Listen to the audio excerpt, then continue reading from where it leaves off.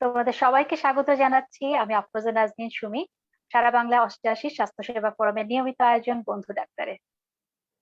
আজকের বিষয় করোনার দ্বিতীয় ঢেউ, আমাদের করণীয়।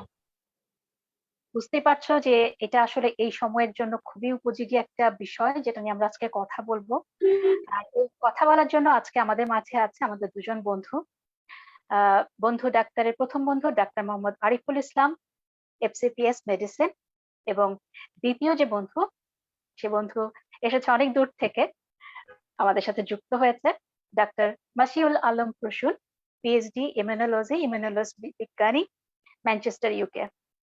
এবং আজকে আমরা দুই বন্ধুর সাথে তো কথা বলবো এবং অনেক কিছু জানবো করোনা নিয়ে। আর তার আগে আমি চলে যেতে চাই আমাদের সবার প্রিয় সারা বাংলা স্বাস্থ্যসেবা ফোরামের প্রিয় মুখ, আমাদের প্রিয় সাগরের কাছে।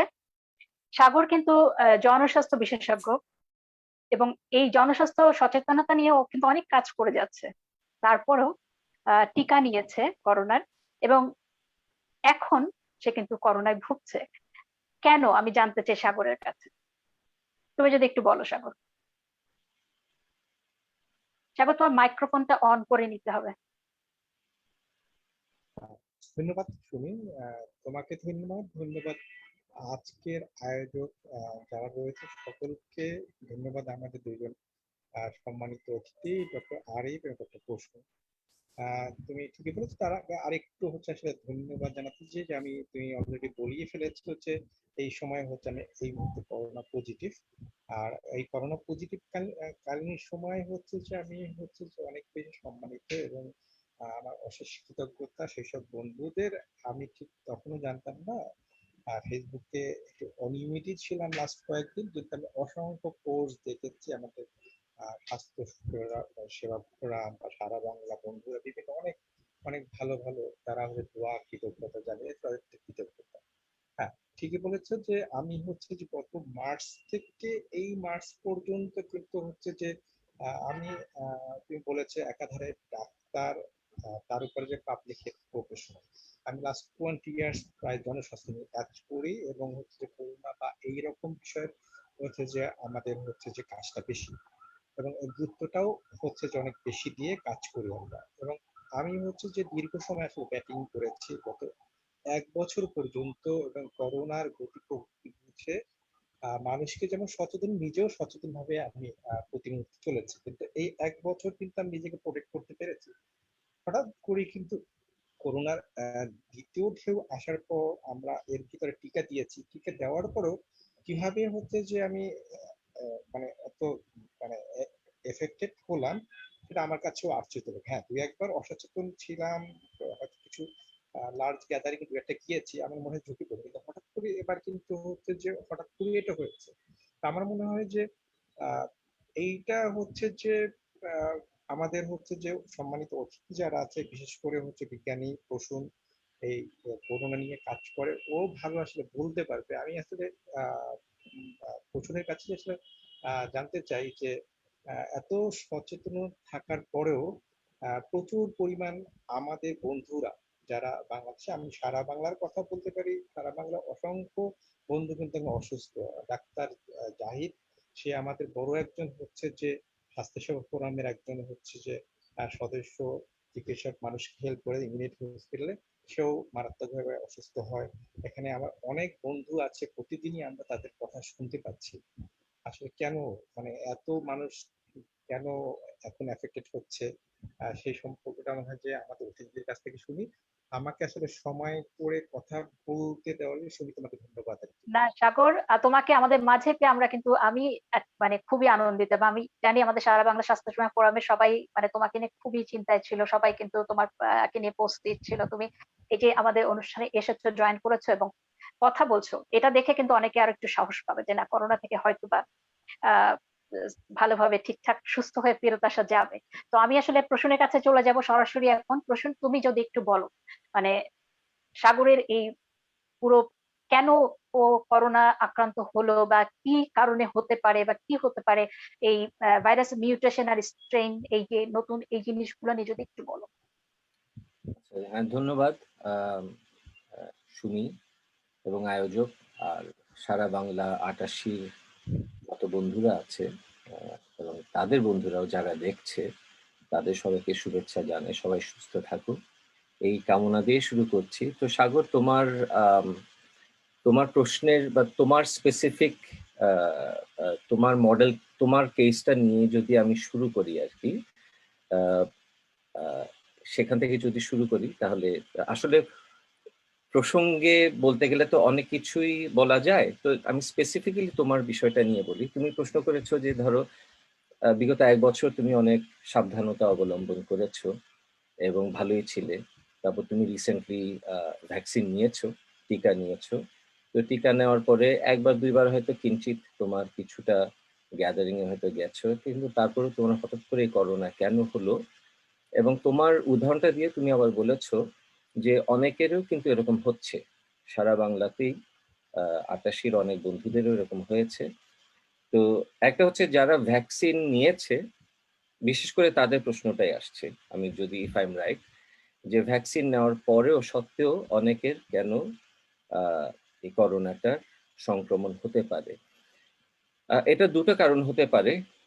দুটোই তোমার ক্ষেত্রে প্রযোজ্য সেটা বলছি না, কিন্তু আমি যদি সাধারণভাবে মানুষের কথা বলি আর কি। তুমি তো একজন ডাক্তার এবং তুমি অনেক ওয়াকিবহাল তুমি অনেক কিছু সম্পর্কে, সুতরাং একটা ভ্যাকসিন কিভাবে কাজ করে, একটা ভ্যাকসিন নেওয়ার পরে কি কি করতে হয় সেগুলো সম্পর্কে তুমি জানবে, এটাই আশা করছি। যারা ডাক্তার, অন্যান্য ডাক্তার তারাও জানবে। কিন্তু আমি যদি সাধারণ মানুষের ক্ষেত্রে বলি, অনেকেই মনে করেন যে আমি আজকে ভ্যাকসিন নিয়ে নিলাম, তাহলে আই এম প্রোটেক্টেড, আমি তো কাভার্ড হয়ে গেলাম। তাহলে কালকে থেকেই বা পরশুদিন থেকেই কিন্তু তারা শিল্ডটা খুলে ফেলে, মানে শিল্ড অফ করে ফেলে, যে আমার যে সাবধানতা অবলম্বন করা দরকার সেটা আমার এখন আর দরকার নেই, কারণ আমি তো ভ্যাকসিন নিয়ে নিয়েছি। এটা একটা প্রাথমিক ভুল মানুষের, কারণ ভ্যাকসিন নেওয়ার পরে ভ্যাকসিনটা যে কার্যকর হবে, অর্থাৎ শরীরে আমাদের যে টিকাটা নিয়েছি এই টিকাটা কার্যকর হতেও কিন্তু একটা সময় লাগে, 3 সপ্তাহ 4 সপ্তাহ, সাধারণত 3 সপ্তাহ পরে দ্বিতীয় বুস্টার ডোজ, যেটা দ্বিতীয় ডোজটা দেওয়া হয়। এবং দ্বিতীয় ডোজটা দেওয়ার পরেও কিন্তু আরো কিছুদিন পরে আমরা একটু বলতে পারি, কনফিডেন্স নিয়ে, একটু আত্মবিশ্বাস নিয়ে বলতে পারি যে এখন কিন্তু আমি আহ, রক্ষিত, মানে আমি এখন প্রোটেক্টেড। তো যদি ভ্যাকসিন নেওয়ার পরের দিন থেকে বা সেই দিন থেকে বা তার কয়েকদিন পর থেকেই যদি মানুষ চলাফেরা করে শুরু করে দেয়, জনসমাগমে আসা যাওয়া শুরু করে, মনে করছে যে আমার তো ভ্যাকসিন হয়ে গেছে, আমার একটা পাসপোর্ট হয়ে গেছে, তাহলে it will not work that way. কারণ এটা প্রসঙ্গে আমি পরে আসছি। আসলে মানুষের, আমাদের বন্ধুদের সবাই জানা দরকার আসলে ভ্যাকসিনটা কিভাবে কাজ করে। এটা এটা ঠিক ওষুধ নয়, এটা একটা প্রতিষেধক, এটা একটা প্রতিকার। তো কেউ যদি এরকম ভুল করে থাকে তাহলে ভ্যাকসিন নেওয়া সত্ত্বেও কিন্তু তাদের করোনা সংক্রমণ হতে পারে। এটা গেল এক। আর ধরে নিলাম যে কেউ এটা করলো না, এই ভুলটা করলো না, ভ্যাকসিন নেওয়ার পরেও তারা এরকম জনসমাগমে যায়নি, কিন্তু যেই কারণে মানুষের করোনা হতে পারে সেটা হচ্ছে কোনো না কোনো একভাবে কন্ট্যাক্টে এসছে। একটা জিনিস মনে রাখতে হবে যে এই করোনা, কোভিড-19 যে করোনার যে রোগটা, এটা কিন্তু আমাদের মানুষ থেকে মানুষের কন্ট্যাক্টের মাধ্যমেই আসছে। সুতরাং কন্ট্যাক্টে না আসলে কিন্তু এটা আসার কথা না। সেটা কন্ট্যাক্ট মানে স্পর্শ, ধরা, একজনের সাথে আরেকজনের হাতের স্পর্শ, বা একটা জায়গা ধরেছে, বস্তু ধরেছে, সেই বস্তুটা আবার আমরা ধরলাম, সেভাবে আসতে পারে। আরেকটা হচ্ছে স্বল্প সময়ের জন্য, আমরা এখন জানি যে এটা কিন্তু মানে এটা এয়ারবোর্ন, অর্থাৎ আমাদের অল্প ডিস্টেন্সের মধ্যে, অল্প দূরত্বের মধ্যে এটা কিন্তু মানুষের বাতাসে, মানুষের যে শ্বাস প্রশ্বাস, এর মাধ্যমে এটা কিন্তু ছড়াতে পারে। তো এর মাধ্যমে যদি কেউ কারোর সংস্পর্শে এসে থাকে, তাহলে ভ্যাকসিন নেওয়া সত্ত্বেও, ধরে নিলাম ভ্যাকসিন নেওয়ার 1 মাস পরে বা 2 মাস পরেও মানুষের কেন হতে পারে, তার একটা কারণ হলো যে এখন তো অনেক নতুন স্ট্রেইন এসছে। সুতরাং ভ্যাকসিন, এই টিকাগুলো যে স্ট্রেইনের এগেনস্টে তৈরি করা হয়েছিল, এই নতুন স্ট্রেইন এখন কিন্তু সাউথ আফ্রিকান স্ট্রেইন আছে, তারপরে সাউথ আমেরিকান স্ট্রেইন আছে, তারপরে ইংল্যান্ড থেকে স্ট্রেইন গেছে, আরো কত স্ট্রেইন যে এসছে সেটা হয়তো আমরা পুরোপুরি জানিও না। তাহলে এই হ্যাঁ, নতুন যে ট্রেনগুলো, নতুন যে প্রকরণগুলো, করোনা ভাইরাসের নতুন প্রকরণ, এটা যদি কোনোভাবে এই টিকা যদি সেটাকে কভার না করে, সেটাকে যদি প্রতিকার করতে না পারে, তাহলে টিকা দেওয়া সত্ত্বেও হয়তো নতুন স্ট্রেনের একটা প্রকরণ তার মধ্যে ঢুকেছে। সেই কারণে হয়তো কোভিড-19 এটা হয়ে থাকার একটা বড় কারণ। সম্ভাবনা আছে। হ্যাঁ, প্রশ্ন আমার কাছে মনে হলো যে টিকা তাহলে আমরা দ্বিতীয় ডোজটা দেওয়ার পরে কতদিন পরে মনে করতে পারি যে আমি মোটামুটি সুরক্ষিত আছি? দ্বিতীয় ডোজের কতদিন পর? আম আচ্ছা, দ্বিতীয় ডোজটা আমি তাহলে একটু বলি যে ভ্যাকসিনের কাজটা আসলে কিভাবে হয়, ভ্যাকসিন কিভাবে কাজ করে। আমার মনে হচ্ছে মানুষের সেটা একটু জানা দরকার। তো ভ্যাকসিন জিনিসটা হচ্ছে এই, ভ্যাকসিনের সাথে ওষুধের একটা মৌলিক পার্থক্য আছে। ড্রাগস আমরা যে ঔষধ বলি, ঔষধ হচ্ছে সরাসরি কোনো একটা ভাইরাস বা ব্যাকটেরিয়া বা কোনো একটা প্যারাসাইটকে সেটা বন্ধ করে, আহ, প্রতিরোধ প্রতিরোধ বলবো না, সেটাকে অকেজো করে দেয়, অথবা আমাদের শরীরে কোনো একটা জায়গায় কোনো একটা বড় পরিবর্তন করে দেয়, প্রোটিনের একটা স্ট্রাকচারে কোনো একটা পরিবর্তন করে দেয়। আচ্ছা, আর ভ্যাকসিন হলো যে ভাইরাস বা যে ব্যাকটেরিয়ার বিরুদ্ধে আমরা টিকা দিতে চাচ্ছি, সেই ভাইরাস বা সেই ব্যাকটেরিয়ার, এই ক্ষেত্রে আমি ভাইরাস বলছি যেহেতু আমরা ভাইরাস নিয়ে কাজ করছি, ভাইরাস নিয়ে কথা বলছি, তাহলে সেই ভাইরাসেরই কোনো একটা অংশ বা পুরো ভাইরাসটাকে নিয়ে আমরা শরীরে ঢুকিয়ে দিয়ে আমরা আমাদের যে শরীরের ভিতর যে ইমিউন সিস্টেমটার সাথে আমরা সেই ভাইরাসের একটা পরিচয় ঘটানোর চেষ্টা করি, অর্থাৎ চিহ্নিতকরণ।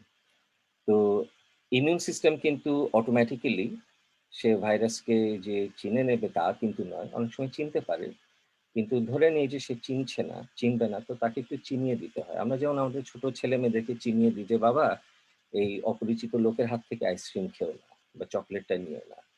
আমরা বলি যে এ কিন্তু ভালো, এরা ভালো, কিন্তু আর এরা ছাড়া অন্য কেউ দিলে তোমরা নেবে না। তো শরীরে আমরা কিন্তু ভ্যাকসিনের মাধ্যমে এই জিনিসটা একটু করি যে আমরা বুঝিয়ে দিই যে এই জিনিসটা কিন্তু ভালো না, একে যদি সামনে দেখো, আগামীতে যদি দেখো, তাহলে একে কিন্তু ঠেকাবে। এই পরিচিতিকরণ প্রক্রিয়াটা হচ্ছে ভ্যাকসিনেশন, এবং সেটা করার জন্য শরীরে আমরা এই ভাইরাসটার একটা ছোট ছোট ডোজ দেই, যে এমন একটা ডোজ দিই যেই ডোজের ভাইরাসটা আমাদেরকে কাবু করতে পারবে না। তো তাকে আমরা একটু দুর্বল করে আমাদের শরীরে ঢুকিয়ে দিই, অথবা আমরা ভাইরাসের একটা অংশ বিশেষ মাত্র দিই। তো অংশ বিশেষ দিলে তো ভাইরাসটা আর কিছু করতে পারবে না, কিন্তু ইমিউন সিস্টেম যেটা করা দরকার সে করতে পারে, সে চিনে নেয়। এই চেনার প্রক্রিয়াটা একদিনে দুই দিনে হয় না। এটা তার কারণ বুঝতে হবে যে শরীরের ইমিউন সিস্টেমের মধ্যে অনেক ধরনের অনেক ধরনের সেল আছে, অনেক ধরনের কোষ আছে, এবং এটা একটা প্রক্রিয়া, একটা সদস্য নয়, অনেক ধরনের সদস্য আছে ইমিউন সিস্টেমের। আমাদের যেমন বলবো, আমাদের মানুষদের মধ্যে কিন্তু অনেককে মিলে কিন্তু আমরা একটা কাজ করি।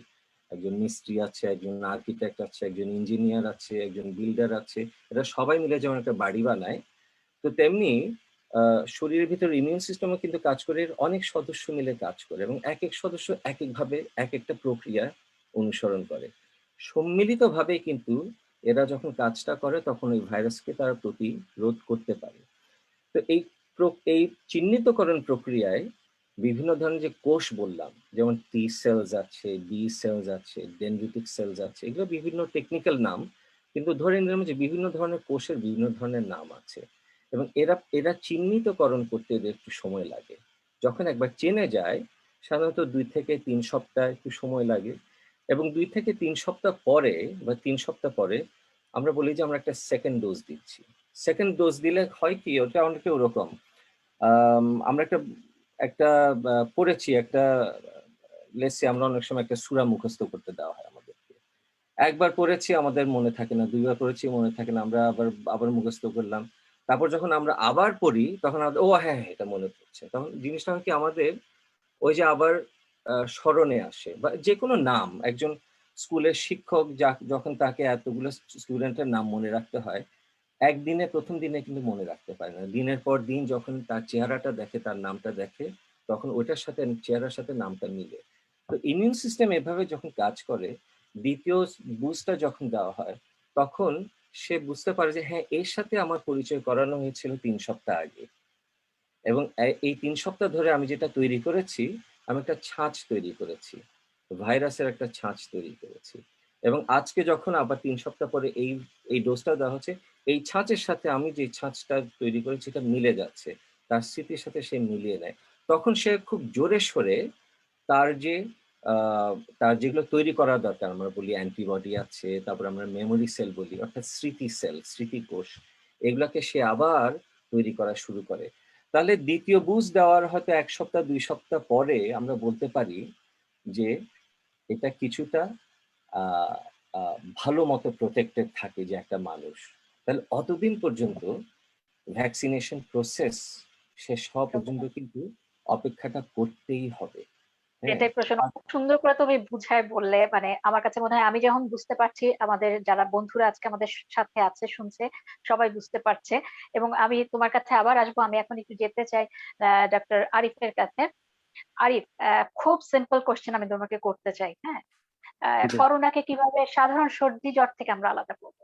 মানে এই একটু সর্দি কাশি হলে কিন্তু আমাদের এখন ভয় হচ্ছে যে এটা করোনা নাকি। হ্যাঁ, এটাকে কিভাবে আলাদা করবো? Thank you very much for your nice question.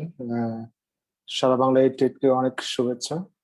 যারা অর্গানাইজার, উপস্থাপক, সঞ্চালক, technical hand, those who are organize this program, I am very much grateful to them. তোমাদের মাধ্যমে আমি এখানে আসতে পেরে আমাকে অনেক গর্বিত বোধ করতেছি। আমি যেটা বলতেছিলাম, তোমার কোশ্চেনটার অ্যান্সার হচ্ছে একটু জটিল হবে আমার জন্য দেওয়া, কারণ ইট is very difficult to separate or segregate from corona flu and normal influenza flu now it is. But কিছু কিছু পয়েন্ট আছে যেগুলো হচ্ছে কিছুটা আমরা জানি যে কোনো ভাইরাল ইনফ্লুয়েঞ্জা ভাইরাসও আমাদের শরীর ব্যথা হবে, জ্বর হবে, কাশি হবে, হ্যাঁ এগুলো হবে। কিন্তু করোনার কিন্তু অনেক উপসর্গ এরকম যে করোনার হলে আমাদের একটা জ্বর হবে, কাশি হবে, শরীর ব্যথা হবে। আবার কিছু কিছু ভাইরাস যেমন ইনফ্লুয়েঞ্জা ভাইরাসে ডায়রিয়া হইতে পারে, আবার করোনা ভাইরাসেও ডায়রিয়া হয়। So it is very tough to distinguish between two infectious agents, but some duration, incubation period, and some point we can with some point we can differentiate. যেমন corona ভাইরাসে affected হলে running নোজটা usually কম হয়, কিন্তু ইনফ্লুয়েঞ্জাতে দেখা যাচ্ছে যে প্রচুর নাক দিয়ে পানি পড়তেছে, এটা করোনা ভাইরাসে কম হয়। এটা একটা ডিস্টিংগুইশ পয়েন্ট। আর করোনা ভাইরাসও তোমার বডি এক হবে, আবার ইনফ্লুয়েঞ্জাও তো নর্মাল ফ্লু যেটা সেটা তো বডি এক হবে। এখানে তুমি পার্থক্য করতে পারবে না ইউজুয়ালি। হ্যাঁ, একটু পার্থক্য করতে পারো যে আমরা ইউজুয়ালি যে ইনফ্লুয়েঞ্জা ভাইরাসে এফেক্টেড, অলমোস্ট সবাই আমরা প্রতি বছর সিজনে দিয়ে একবার এফেক্টেড হই, সেই সিমটমের সাথে আমরা কিছু ওরিয়েন্টেড।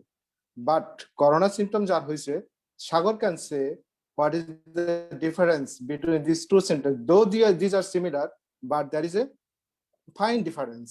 Fine difference হচ্ছে প্রচন্ড বডি হ্যাক হবে, তার অ্যানোরেক্সিয়া হবে, মানে খাওয়ার রুচি চলে যাবে, হয়তোবা সে স্মেল পাবে না, হয়তোবা তার ডায়রিয়াটা প্রিডোমিনেন্ট হবে।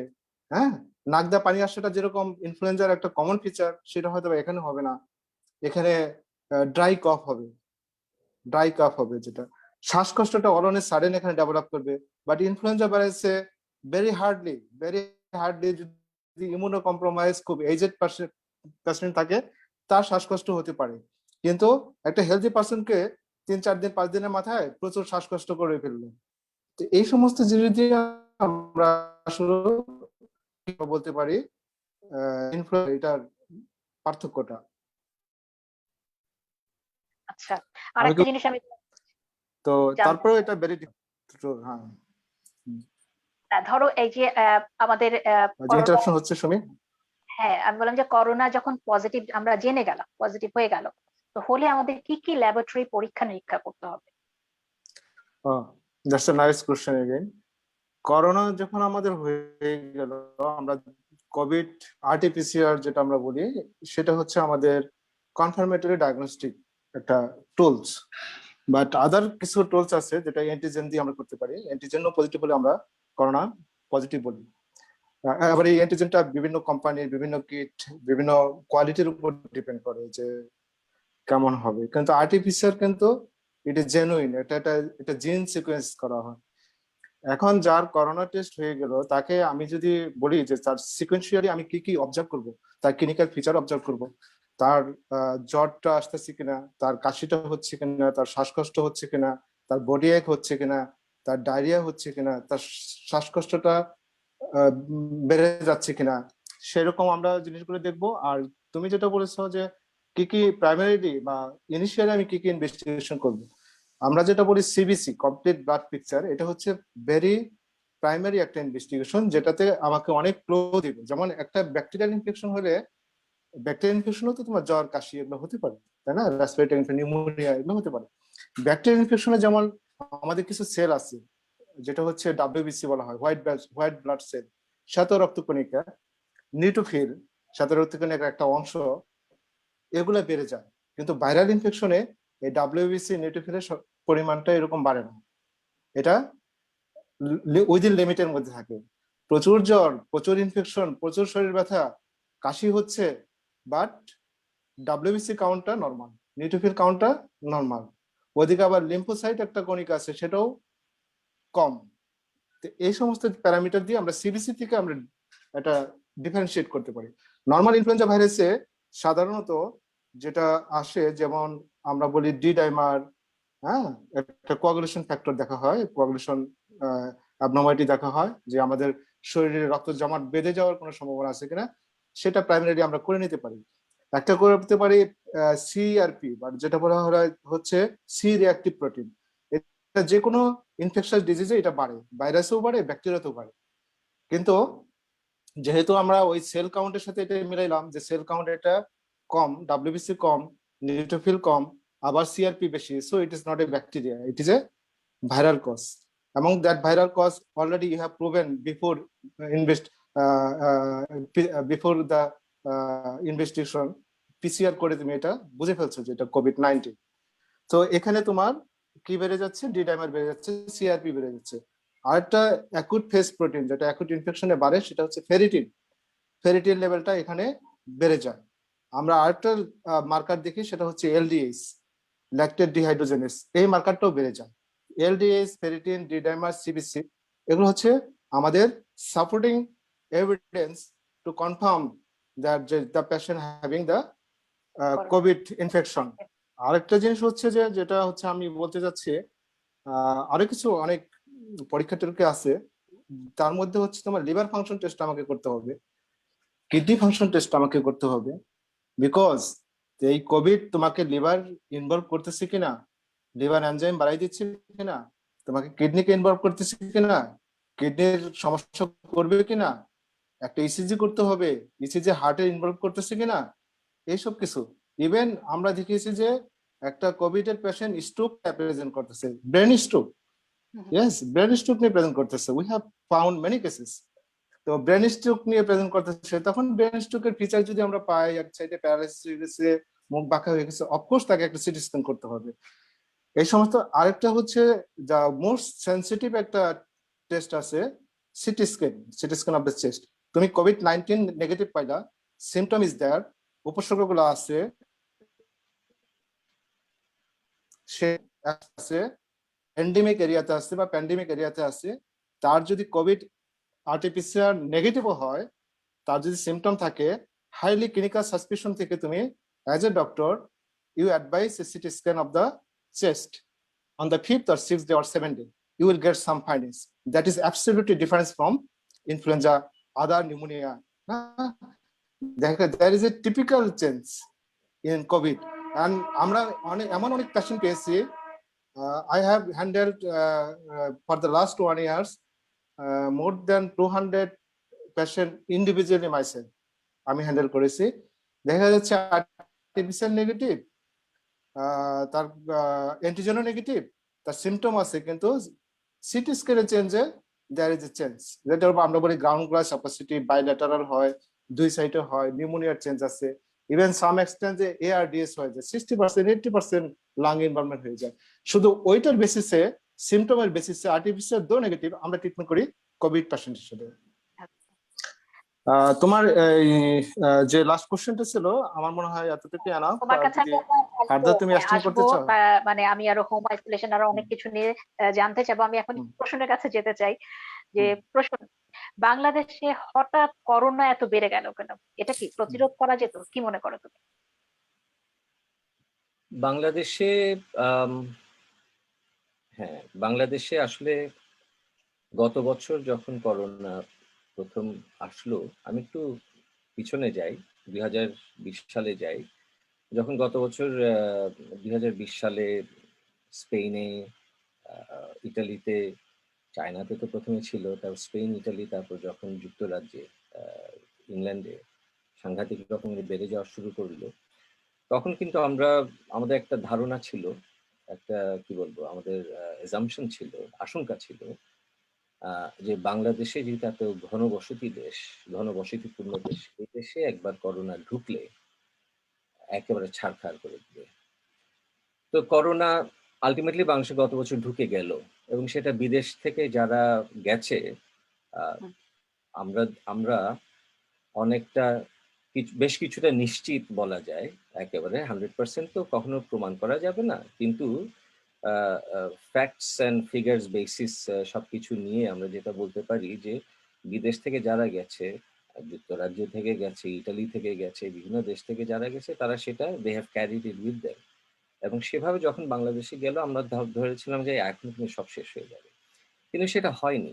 আহ, উম, মানে সৌভাগ্যক্রমে সেটা হয়নি। আহ, সেটা কেন হয়নি সেটাও আমরা এখনো বোঝার চেষ্টা করছি, যে সেটা কেন হয়নি। হয়নি ভালো, কিন্তু কেন হয়নি সেটার বৈজ্ঞানিক ব্যাখ্যা নিয়ে কিন্তু আমরা চিন্তা করছি। কিছু থিওরি আছে সেই ব্যাপারে। সেই থিওরিটার কথা বলছি এই কারণে, কারণ এটা প্রাসঙ্গিক। যে এখন যে প্রশ্নটা করলে, যে গত 1 বছর হয়নি, এখন হঠাৎ করে বেড়ে গেল কেন? কয়েকটা কারণ থাকতে পারে। একটা হলো যে আম, যে গত 1 বছর মানুষ প্রথম দিকে কিছুটা শিল্ডিং করলেও, কিছুটা নিজেদেরকে খুব সুরক্ষিত রাখার চেষ্টা করলেও, তারপরে পিপল গেট বোর্ড, মানুষ বিরক্ত হয়ে যায়, মানুষ টায়ার্ড হয়ে যায়, আর কতদিন থাকবো, আর ছেড়ে দিলাম। তো তারপর মানুষ আবার সব ছেড়ে ছুড়ে দিল, পার্টি, বিয়ে। আমি তো শুনেছি প্রচুর বিয়ের অনুষ্ঠান হচ্ছে, গায়ে হলুদ, কোনো কিছু বাকি নেই। একটা ঠিক সবকিছু। জনসমাবেশ। এখন কি বলে যে 2 দিন আগে দেখলাম মেডিকেল টেস্টের, অ্যাডমিশন টেস্টে মানে শত শত বাবা মারা গেছে। তো এখন এগুলা এগুলো অ্যাভয়েডেবল, এগুলো কিন্তু অ্যাভয়েডেবল। আমাদের সময় কিন্তু ইউনিভার্সিটি ভর্তি পরীক্ষায়, মেডিকেল ভর্তি পরীক্ষায় আমাদের বাবা মা কিন্তু যায়নি। আমরা তখন অ্যাডাল্ট হয়ে গেছি, আমরা নিজেরাই গিয়েছি। তো ঠিক এই সময়ে যখন এমনিতেই অবস্থা খারাপ, সেই সময় কেন মানুষের হঠাৎ করে আরো বেশি দরকার, প্রয়োজন বেড়ে গেল, যে যেখানে যাওয়াটা অ্যাভয়েড করা যায়, প্রতিরোধ মানে এটা পরিহার করা যায়, সেখানে কেন মানুষ করছে? একটা হচ্ছে মানুষের এই শিল্ডিংটা উঠে গেছে। 1 বছর ধরে যেই চর্চাগুলো করেনি, যেটা করার দরকার ছিল, সেটার একটা ফল আসছে এখন। এটা গেল একটা। আর দ্বিতীয় আরেকটা কারণ হলো যে এতদিন যেই স্ট্রেইনের এগেনস্টে হয়তো মানুষের টলারেন্সটা ছিল, বাংলাদেশের সাধারণ মানুষের, জেনেটিক্যালি হোক বা আমাদের বিভিন্ন কারণে হোক, আমরা কোভিড-19-এর প্রথম যে ব্যাচ অফ ভাইরাস, যে প্রকরণটা এসেছিল, সেটার বিরুদ্ধে আমাদের যেটা একটা সাধারণভাবে গড়পড়তায় বেশি আমাদের প্রতিরোধ টলারেন্স ছিল, সহনশীলতা ছিল। এখন হয়তো যে নতুন স্ট্রেন গুলো এসছে, এখন কিন্তু একটা না, অনেকগুলো নতুন স্ট্রেন এসছে। এবং আমার যারা অন্য বিজ্ঞানী বন্ধু আছে বাংলাদেশে, তারা বলল যে কয়েকশো নতুন স্ট্রেন বাংলাদেশে শনাক্ত হয়েছে। তো তাহলে নতুন স্ট্রেন গুলার বিরুদ্ধে এগুলো আরো অনেক মারাত্মক, এগুলো আরো অনেক বেশি সংক্রামক, এবং এগুলো অনেক বেশি আমাদেরকে পরাস্ত করতে পারছে। সেই কারণে সেই সেই কারণে আর দ্বিতীয়ত হচ্ছে মানুষের যেহেতু আহ, নিয়ম মেনে না চলা, এটাকে তো আমার আনতেই হবে এই কারণটা। হ্যাঁ, এটা শুধু বাংলাদেশে যেটা হয় প্রশ্ন, আমি বলি, আমি তো বাইরে কাজ করি, মাস্ক পরে গলায় এখানে ঝুলে রাখে। হ্যাঁ, হ্যাঁ, নাকটা খুলে রাখে। এবং হ্যাঁ, আমি যখন বলি, আমি কিছুদিন হলো আমার আমি বারডেমে যাচ্ছি, কয়েকবারই গেলাম ডাক্তার দেখাতে, তো দেখি আমি যদি কাউকে বলি আপনি একটু মাস্কটা ঠিক মতো পরেন, বিরক্ত হয়। বিরক্ত। আমি এমন রেগে থাকা। আমার এক বন্ধু বলেছিল আমাকে গত বছর, বলে যে প্রসূন, আরে বাংলাদেশে মাস্ক পরলে মানুষ পিটাই, দরকার হলে মাস্কটা খুলে ফেলে, যে এই মাস্ক খুলে, যে এর করোনা আছে। তো কতগুলো ব্যাপার আছে, কিছু সোশ্যাল স্টিগমা আছে বাংলাদেশে, যেগুলো যেগুলো গত এক বছর যেগুলো কাজ হয়েছে, এখন সেগুলো কাজ হবে না। কারণ the new strains of virus, they have come with a bigger vengeance.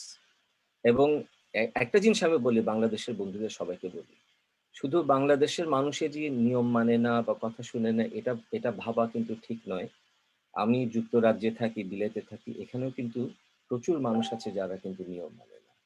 সুতরাং খালি আমরা একচেটিয়া ভাবে বাংলাদেশের মানুষই কথা শুনে না, আমরা এদেরকেই গালি দিব, এটা কিন্তু ঠিক না। হ্যাঁ, আমরা তোমাকে আরেকটা প্রশ্ন করতে চাই। আমাদের এখানে সবসময় বলে যে মানে অনেকের মুখে শুনি, আমাদের আশেপাশে যারা থাকে, যে গরিবদের করোনা হয় না, হ্যাঁ, ধনীদের হয় করোনা, গ্রামে করোনা নাই, হ্যাঁ, গ্রামে কেউ মাস্ক পরে না। তো এইটা আসলে কি মনে করো তুমি, এর কি কোনো কারণ আছে? এটা এটা one of the most important scenarios. হ্যাঁ, মানে এটা আহ, বিজ্ঞানের দৃষ্টিকোণ থেকে এটা অসম্ভব গুরুত্বপূর্ণ এবং অসম্ভব গবেষণা করার মতো একটা বিষয়। এখানে দুইটা ব্যাপার আছে। একটা হলো যে গ্রামে গঞ্জে কেন করোনা কম হয়, সেটা একটা খুব সুস্পষ্ট বা খুব একটা ক্লিয়ার কারণ দিতেই পারি। সেটা হচ্ছে গ্রামে ঘনবসতি কম, ঘনবসতি নেই। গ্রাম কিন্তু ঘনবসতিপূর্ণ নয়। ঢাকা শহরে আহ, যেগুলা মেজর সিটিজ পৃথিবীর, সেখানেই কিন্তু করোনার সংক্রমণ বেশি। লন্ডনে বেশি, যেখানে ডেনসিটি বেশি, ঘনত্ব বেশি, সেখানে। তো তেমনি ঢাকা শহরে হবে, ঢাকা শহরের পরে হয়তো চট্টগ্রামে হবে, অ্যান্ড সো অন। গ্রামে গঞ্জে কিন্তু মানুষ এত সোশ্যালাইজিং করে না। মানুষ গ্রামে গঞ্জে অনেক ব্যস্ত থাকে, এরা চাষাবাদ করে, কৃষির কাজ করে, এরা কি বলে যে গবাদি পশুর কাজ করে। এদের আমাদের শহরকেন্দ্রিক মানুষদের মতো এত পার্টি ফুটি খাওয়ারও সময় নাই, দাওয়াত খাওয়ারও সময় নাই। দে আর busy minding their own lives. এরা মাঠে ময়দানে গিয়ে কাজ করছে, এবং এরা এত ঘন জায়গাতে এত কাছাকাছি থাকে না।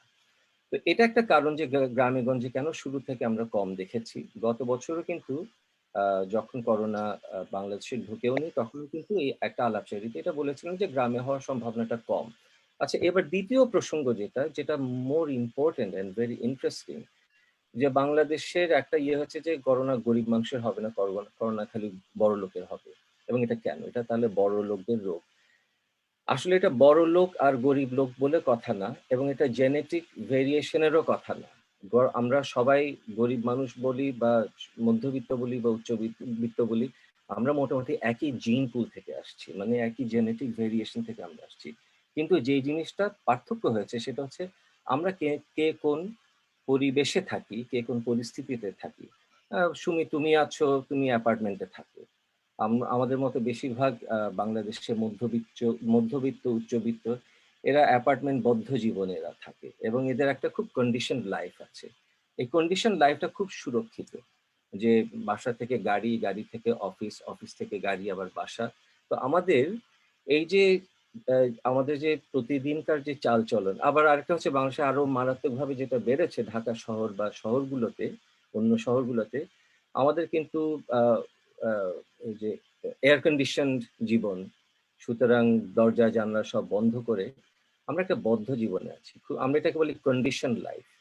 তো কন্ডিশন লাইফ আমরা যখন বিজ্ঞানে এক্সপেরিমেন্টিং, আমরা যখন গবেষণাও করি, জীবজন্তু নিয়েও যখন আমাদের কিছু কিছু গবেষণা তো হয়, ইঁদুর বা এগুলা, হ্যামস্টার বা এগুলা নিয়ে, এই ইঁদুরগুলো এবং আমাদের যে প্রাকৃতিক ইঁদুর, এগুলোর মধ্যে একটা বড় পার্থক্য আছে। মানে আমাদের গবেষণাগারে যে ইঁদুর নিয়ে কাজ হয় আর যেগুলা ওয়াইল্ড টাইপ আমরা বলি, মানে ন্যাচারাল ইঁদুর, তাদের মধ্যে একটা বড় পার্থক্য হচ্ছে গবেষণাগারের ইঁদুরগুলো দে আর ভেরি কন্ডিশন, এবং এগুলাকে আমরা বলি নাইভ অ্যানিমেলস। মানে এগুলা কখনো আহ বাহিরের পরিবেশের সাথে এগুলার সংযোগ ঘটেনি, তার মানে আহ পরিচয় ঘটেনি। পরিচয় না ঘটার কারণে এরা অনেক বেশি সংবেদনশীল। সংবেদনশীল অর্থাৎ এরা ন্যূনতম খুব ছোটখাটো যে স্টিমুলেন্ট বা যেটা হয়তো আমাদের শরীরে একটু কি বলবো স্টিমুলেশন বা কোনো একটা সংবেদন উদ্রেক করতে পারে, সেটার প্রতি তারা খুব রিয়্যাক্ট করে, প্রতিক্রিয়াশীল। আচ্ছা, যারা গরিব মানুষ, তাদের, বিশেষ করে যারা বস্তিতে থাকছে, তাদের জীবন আর আমাদের মধ্যবিত্ত উচ্চবিত্তের জীবন একেবারে আলাদা। সেটা হচ্ছে তাদের খাওয়া দাওয়া, ভেজালযুক্ত খাবারও আছে, কিন্তু ময়লা খাবার আছে। অর্থাৎ তাদের জীবনে আমাদের যে অতি পরিষ্কার পরিচ্ছন্ন জীবন, তার সাথে একটা একদম এইপিঠ ওইপিঠ। তারা, তাদের সর্দি হচ্ছে সব সময়, তাদের পেটের অসুখ হচ্ছে, তাদের কিন্তু বিভিন্ন ধরনের অসুখ বিসুখ, যেগুলো ইনফেকশাস অসুখ বিসুখ, এগুলো কিন্তু লেগেই থাকে। কিন্তু যেটা, এবং আরেকটা খুব ইম্পর্টেন্ট ব্যাপার হচ্ছে, এদের অনেকের মধ্যে কিন্তু একটা কৃমির একটা বড় কি বলবো একটা সংক্রমণ তাদের হয়। তো ইমিউনোলজিতে আমি এখন একটু বিজ্ঞানের ইয়েতে আসি। ইমিউনোলজিতে আমরা একটা থিওরি আছে, সেটা হচ্ছে যাদের অনেক কৃমির ইনফেকশন হয়, তারা অটোইমিউন ডিজিজ, যেটা অটোইমিউন ডিজিজটা আমি একটু পরে ব্যাখ্যা করছি, তাদের অটোইমিউন ডিজিজ হওয়ার সম্ভাবনাটা একটু কম। এখন অটোইমিউন ডিজিজে একটু উদাহরণ দিই, যেমন ডায়াবেটিস, তারপর আর্থ্রাইটিস, মাল্টিপল স্ক্লেরোসিস, এরকম আরো অনেক ধরনের অটোইমিউন ডিজিজ আছে। অটোইমিউন ডিজিজ মানে হচ্ছে শরীরে নিজের বিরুদ্ধেই ইমিউন সিস্টেম যখন কাজ করে। হ্যাঁ, এটা কোনো ইনফেকশাস এজেন্ট, মানে কোনো প্যাথোজেন দ্বারা হচ্ছে না অসুখটা। যখন শরীর নিজের ভিতরেই কাজটা হচ্ছে, তখন সেটাকে আমরা অটোইমিউন ডিজিজ বলি। কিন্তু যাদের কৃমি সংক্রমণ হয়, তাদের কিন্তু আবার অন্যান্য ইনফেকশাস ডিজিজ কিন্তু তাদের হতে পারে, অন্য সংক্রামক ব্যাধি তাদের হতে পারে, যে কারণে তাদের সর্দি কাশি বা এগুলো অনেক সময় হতে পারে। এখন বাংলাদেশে যারা জেনারেশনের পর জেনারেশন যারা বস্তিতে থাকছে, যারা বিভিন্ন ধরনের পেটের ব্যামো বা শারীরিক অন্যান্য ব্যামো নিয়ে আছে, তাদের যেটা হয়ে থাকতে পারে সেটা হচ্ছে তাদের একটা টলারেন্স গ্রো করে, একটা সহনশীলতা গ্রো করে। একটা জিনিস মনে রাখতে হবে, কোভিড-19-এ কিন্তু মানুষ দুভাবে মারা যায়। একটা হচ্ছে ইমিউন সিস্টেম একেবারে পরাস্ত হয়ে গেল এবং তাদের লাংসের সেলগুলো, অর্থাৎ ফুসফুসকে একেবারে পুরোপুরি বিকল করে দিল, ভাইরাসটাই বিকল করে দিল, কারণ ইমিউন সিস্টেম তাদেরকে প্রতিরোধ করতে পারেনি। এটা হচ্ছে যাদের ইমিউন সিস্টেমটা হাইপো মানে প্রয়োজনের তুলনায়, ব্যালেন্সের তুলনায় যাদের কম। সেজন্য আমরা দেখছি যারা বৃদ্ধ লোক, বয়স্ক লোক, তাদের ইমিউন সিস্টেমটা একটু দুর্বল, সে কারণে তাদের মৃত্যুর হারটা বেশি। আরেক শ্রেণীর মানুষের মধ্যে কিন্তু কোভিড-19-এর কারণে তারা মারা যায়, সেটা হচ্ছে যাদের immune system is hyper active. Normal যে ব্যালেন্স থেকে তার থেকে এদেরটা আরো অনেক বেশি সংবেদনশীল, অনেক বেশি প্রতিক্রিয়াশীল। এই প্রতিক্রিয়াশীল যারা, মানে হাইপার অ্যাক্টিভ ইমিউন সিস্টেম যাদের, তাদের কিন্তু যেমন তাদের অটোইমিউন ডিজিজ বেশি হতে পারে, তেমনি তাদের এই ভাইরাসকে দেখার পরে তাদের ইমিউন সিস্টেমটা অতি প্রতিক্রিয়াশীল হওয়ার কারণে যেটা হয় সেটা হচ্ছে তারা রিয়্যাক্ট করতে গিয়ে তারা একটা টক্সিসিটি ক্রিয়েট করে। টক্সিসিটি মানে সহজ বাংলায় যদি বলি, বিষক্রিয়া। কারণ ইমিউন সেলগুলো প্রচুর কেমিক্যাল, এক ধরনের সাইটোকাইন আমরা বলি, এক ধরনের প্রাণ রাসায়নিক জিনিস তারা সিক্রিট করে,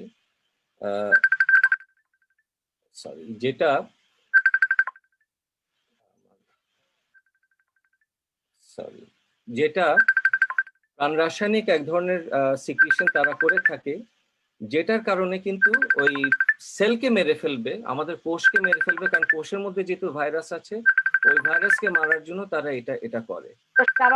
ফোনটা রিসিভ করো, বারবার ফোন চলে আসছে। আমি একটু, আমাদের অনেক বন্ধু মেসেজ করেছে, আমি একটু আরিফের কাছে যাব প্রশ্নগুলো নিয়ে। আমাদের একজন বান্ধবী ফোন করেছে, মেসেজ করেছে, যে ফেরদৌসী বেগম, সে লিখেছে, আমার ভাগিনার বয়স 34, গতকাল কোভিড-19 পজিটিভ এসেছে, কিন্তু কিছু প্যাথোলজিক্যাল পরীক্ষার পর ডাক্তার বললেন ওর ফুসফুস 25% এফেক্টেড এবং অক্সিজেন স্যাচুরেশন লেভেল 94। ওর জন্য কি চিকিৎসা দরকার বলবেন প্লিজ? আরিফ যদি একটু বলতেন।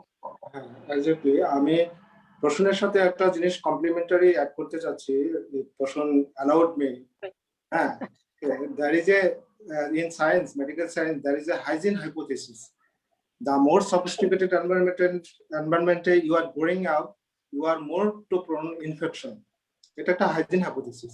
তুমি Exactly. যত সফিস্টিকেটেড এনভায়রনমেন্টে তুমি বড় হবা, তুমি তত বেশি prone to infection, because slum এবং দরিদ্র পিপুলের মধ্যে আমরা দেখেছি, ইন ক্লোজ ভিউতে দেখেছি, এদের সংখ্যা কোভিড ইনফেকশন খুব কম।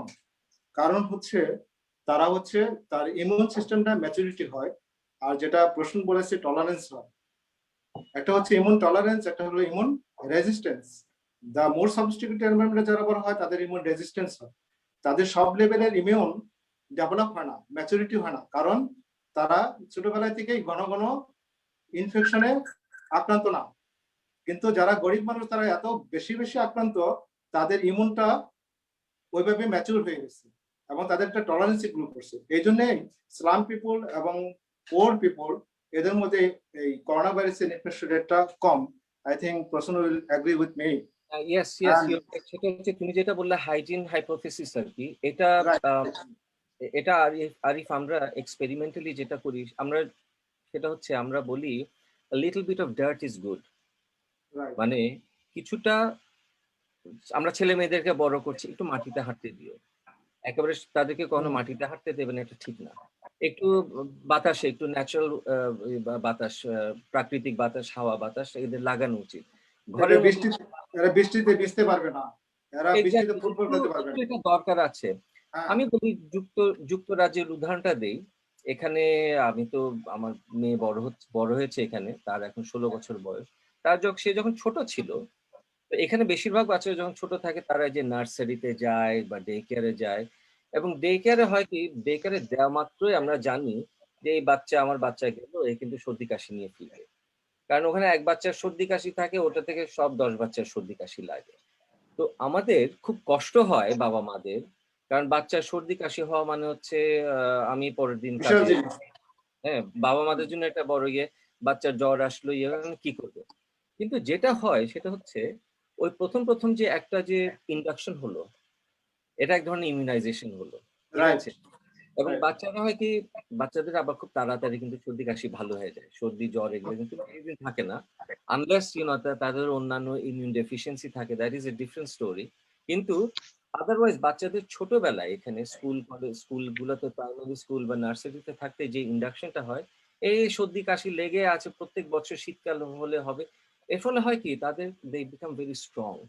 কিন্তু আরেকটা হচ্ছে এদের স্কুলে এখানে ছোটবেলায় কিন্তু একটু ময়লা টয়লা ঘাটতে দেয়, মানে ময়লা মানে একেবারে জঘন্য ময়লা না, ব্যাকটেরিয়া ভাইরাস ময়লা না, কিন্তু একটু মাটি মুখে দিল, আচ্ছা একটু এটা খেয়ে ফেললো, ওটা খেয়ে ফেললো, হাত না ধুয়ে খেয়ে ফেললো, আচ্ছা এটাকে এরা অ্যালাউ করে। এবং এটা একদিকে কিন্তু একটা উপকারিতা আছে। তো আমাদের এই প্রসঙ্গে আসছি, তুমি যেটা বললে hygiene hypothesis, this is exactly right. এটা মানুষের ক্ষেত্রে আমরা দেখেছি, যেমন অনেকে যাদের সূচিবায়ু রোগ আছে, হ্যাঁ, যে তাদের অবসেসিভ কম্পালসিভ ডিসঅর্ডার আছে, হ্যাঁ, তারা হাত ধুতে থাকে, পরিষ্কার করতে, একসময় দেখা যায় তাদের চামড়ার ডার্মালজিক্যাল প্রবলেম হচ্ছে, বিভিন্ন ধরনের ডিসঅর্ডার হচ্ছে। আর যারা অতি পরিষ্কার চলে তাদের মানে ন্যূনতম কোনো একটা গেলে কিন্তু ওদের পেটের অসুখ হচ্ছে। আরেকটা উদাহরণ দিই, আমি বাংলাদেশে তো একসময় ছিলাম, যখন ছিলাম আমি কিন্তু আমার বেশিরভাগ জিনিস হয়ে যেত, খাবার দাবারের কথা বলছি। এখন আমি দীর্ঘ অনেক বছর বিলেতে থাকার কারণে আমি, যেহেতু এখানের খাবার দাবার, তেল বা সবকিছুর একটা ভিন্নতা আছে, ভেজাল কম বা অনেক কিছু মানে পরিষ্কার পরিশুদ্ধ পরিশ্রুত, যার ফলে হয়েছে কি আমার বডি আবার অন্যরকম কন্ডিশন হয়ে গেছে। এখন দেশে গেলে আমি আর আগের মতো ফুচকা খাওয়া অথবা খেতে ইচ্ছা করে, সিঙ্গারাটা খেয়েছি, তারপরের দিনই দেখা গেল আমার ওই বলে পেটের এমন অসুখ হলো, আমি ওই অ্যান্টিবায়োটিক না খেয়ে আমি আর ঘর থেকে বেরিয়ে হতে পারছি না, এমন অবস্থা। বুঝতে পারছি প্রসূন, কারণ আমাদের ইমিউন সিস্টেমের সাথে কোভিড এর একটা খুবই ভালো যোগাযোগ আছে, যোগসূত্র আছে। কিন্তু আমি, হ্যাঁ, আরিফের কাছে আমি প্রশ্ন করেছিলাম, আমাদের একজন বান্ধবী প্রশ্ন করতে, তুমি যদি উত্তরটা একটু দিতে। অনেকগুলো প্রশ্ন আছে, আমি কি আবার প্রশ্নটা কোশ্চেনটা আমার মনে আছে, আই থিংক 24 বছর বয়স, তাই না? 34 বছর বয়স, গতকাল পজিটিভ এসেছে, ফুসফুস হচ্ছে 25% এফেক্টেড, আর অক্সিজেন স্যাচুরেশন লেভেল 94। ওর কি চিকিৎসা দরকার এটা জানতে চাচ্ছেন।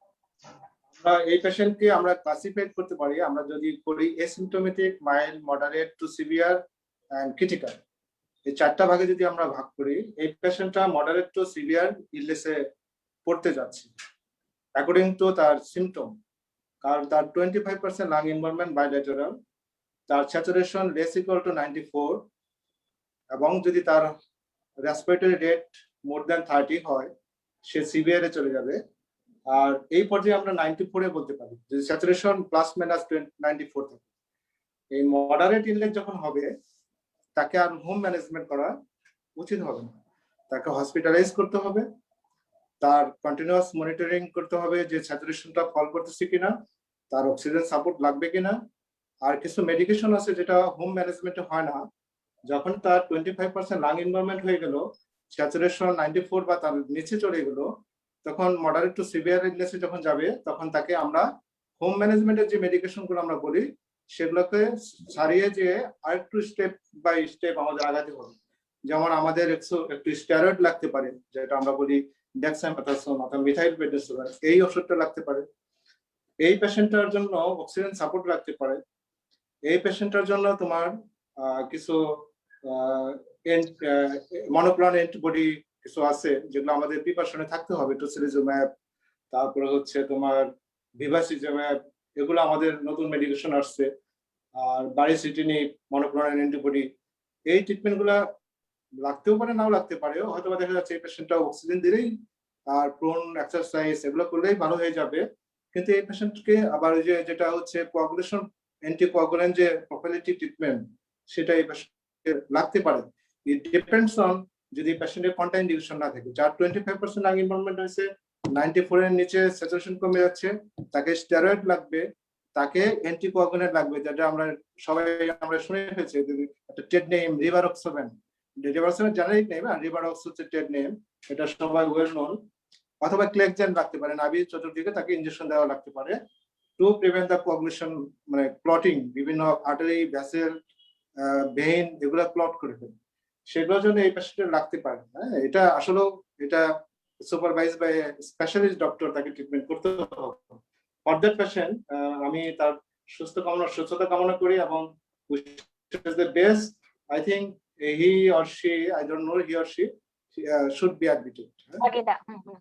তোমাকে আরেকটা জিনিস আমি মানে তুমি যদিও এর মধ্যে বলে দিলে যে হসপিটালে নিতে হবে, তো এখন একজন বাসায় হোম আইসোলেশনে আছে, কিন্তু সে কখন বুঝবে যে সেই রোগীটাকে হাসপাতালে নিতে হবে? একদম সংক্ষেপে যদি কয়েকটা পয়েন্ট বলো যে সংক্ষেপে যদি আমি বলি, সেটা হচ্ছে ওই আমি যেটা আমরা ডক্টররা যেরকম mild, moderate, severe, critical categorize করতে পারি, but general population can't do, এটা করতে পারবে না। তাদের জন্য আমার ট্রিটমেন্ট হলো, যদি কোনো পেশেন্টের শ্বাসকষ্ট হয়, শ্বাসকষ্ট সিমটমটা হয়, জ্বর আছে, কাশি আছে, ম্যালেজ আছে, বডি এক আছে, ইটস ওকে। বাট যদি সে যদি শ্বাসকষ্ট ফিল করে, that is a indication of hospitalisation একটা। আর শ্বাসকষ্ট ফিল করলে এখন আমরা জানি অক্সিজেন স্যাচুরেশন মেশিন একটা 2800 টাকা পাওয়া যায়, ভালো মানে পাওয়া যায়। আমরা ঘরে ঘরে অনেকেই কিনে ফেলছি, ঘরে ঘরে এখন কোভিড পেশেন্ট আছে, স্যাচুরেশন মাপতে হবে রেগুলার। যদি স্যাচুরেশন হেলদি একটা পিপল, তার আগে কোনো লাংসের ডিজিজ নাই, তার সিওপিডি নাই, ব্রঙ্কিয়াল অ্যাজমা নাই, বা লাংসের কোনো আন্ডারলাইং ডিজিজ নাই, কিন্তু তার স্যাচুরেশন 94 নিচে আসার কথা না। তার যদি 94 নিচে আসে, স্যাচুরেশন মেশিন শো করে, তাকে হসপিটালাইজ করতে হবে। আর তার যদি রেসপিরেটরি রেটটা বেড়ে যায়, হ্যাঁ, মোর দ্যান 30 বা 26 এরকম যদি বেড়ে যায়, তাকে হসপিটালাইজ করতে হবে। এটা হচ্ছে বাসায় যারা থাকবে, যারা আমি কি বলবো অ্যাটেন্ডেন্টস, বাবা মা অথবা ছেলে মেয়ে, তারা এই জিনিসগুলো খেয়াল করবে।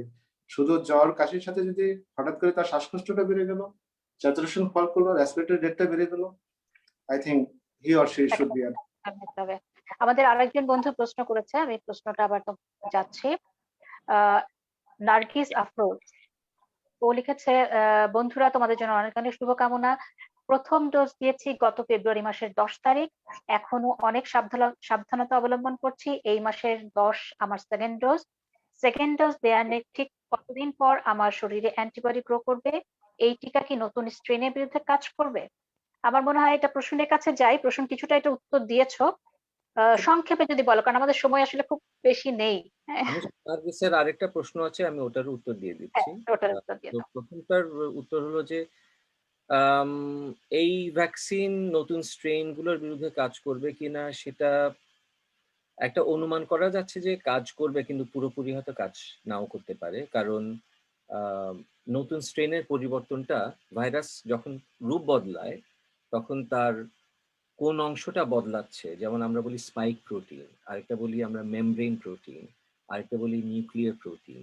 অর্থাৎ এটা তিনটা যদি ভাগ করি, উপরের, মাঝখানে এবং ভিতরে, তো সেটা কোন অংশটা বদলাচ্ছে মিউটেশন হয়ে বা রূপ বদলের মাধ্যমে, সেটার উপর নির্ভর করছে। কারণ ভ্যাকসিনগুলো এখনো পর্যন্ত তৈরি হচ্ছে ভাইরাসটার স্পাইক প্রোটিনটার ছাঁচে। তো ওই ছাঁচটাই যদি বদলে যায় নতুন স্ট্রেইনগুলোতে, যেটা আমরা সেটা ভবিষ্যৎবাণী আমরা করতে পারছি না। হ্যাঁ, এবং এখন যে এত স্ট্রেইন আসছে, আগামীতে কিন্তু আরো অসংখ্য স্ট্রেইন আসবে, এটা আমরা ধরে নিই।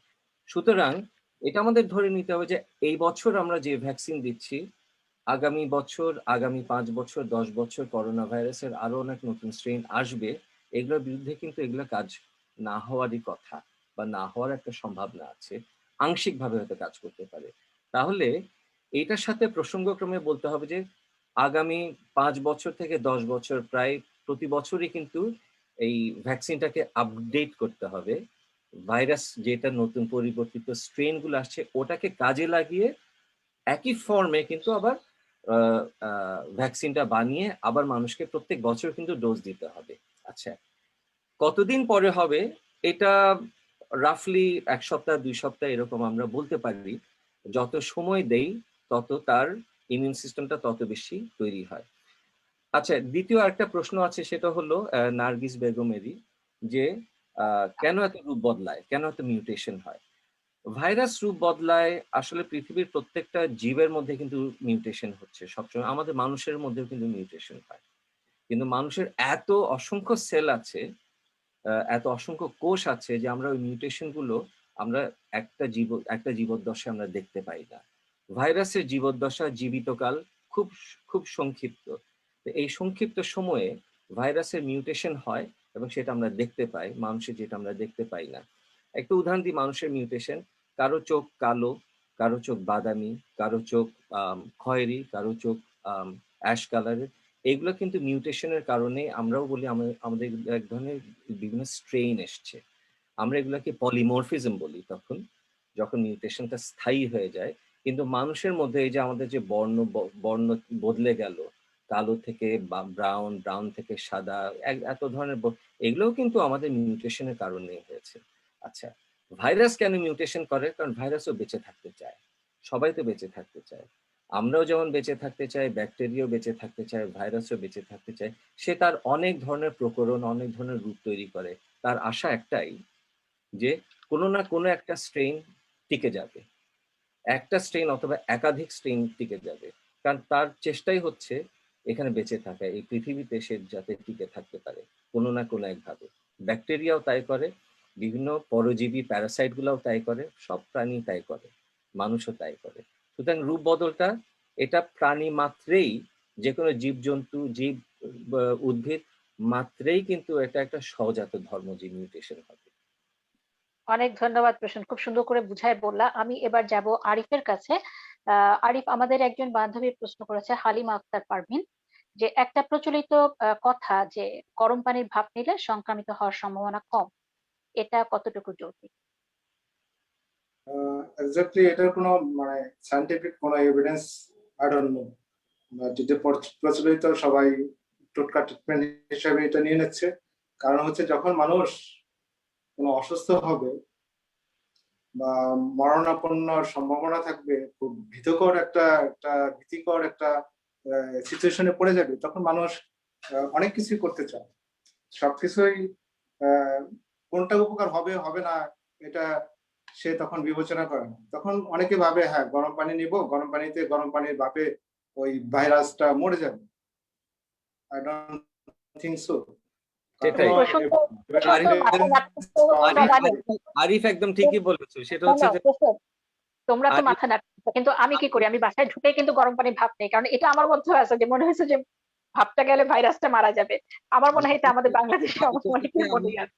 আরিফের সাথে একদম একমত। সেটা হচ্ছে মানুষ বেঁচে থাকার জন্য বিভিন্ন জিনিস করবে, কোনো একটা যদি কোনো একটা বা সবগুলোই যদি কাজে লাগে, কিন্তু গরম ভাবে ভাইরাস মরে না।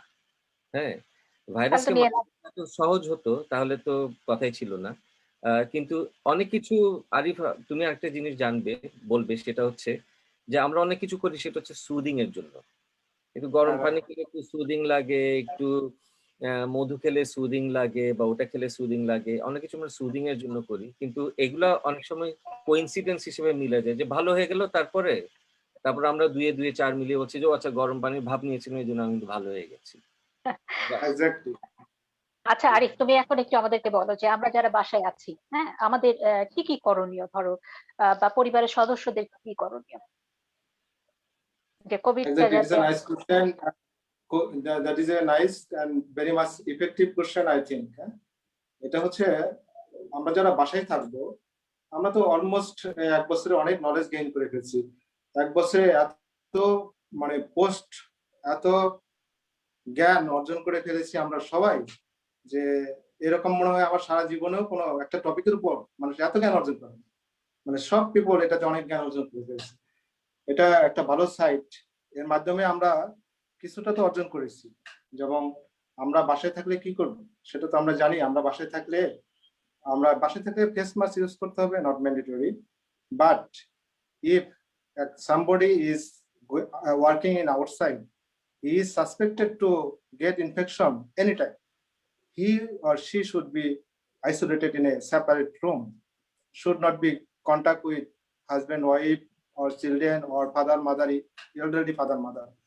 At least এটুকু। কারণ তুমি কখন ইনফেক্টেড হয়ে যাবা, তুমি বাইরে কাজ করো, তুমি একটা কর্পোরেট অফিসে কাজ করো, তুমি একটা জীবাণু নিয়ে আসতেছো, তুমি আবার একই বেডে বাচ্চার সাথে শুয়ে আছো, বা বৃদ্ধ মা বাবার সাথে ক্লোজ কন্ট্যাক্টে যাচ্ছ, এটা ঠিক হবে না। যে আমরা শুধু বাইরে গেলেই মাস্ক পরবো, ক্লোজ কন্ট্যাক্টে গেলে মাস্ক পরবো, বাসায় এসে পরবো না, না তা না।